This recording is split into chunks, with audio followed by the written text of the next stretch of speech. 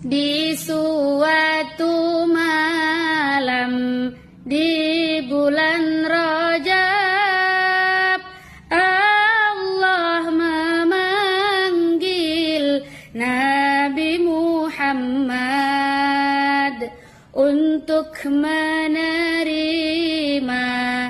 wahyu salat sehari semalam 17 rakaat dari Masjidil Haram ke Masjidil Aqsa, dari Masjidil Aqsa ke Sidratul Muntaha. Subuh 2 rakaat, zuhur asar 4, maghrib 3, isya 4.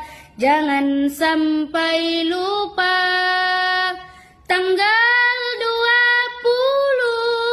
27 pada bulan Rajab, kita peringati itu hari Isra Mi'raj.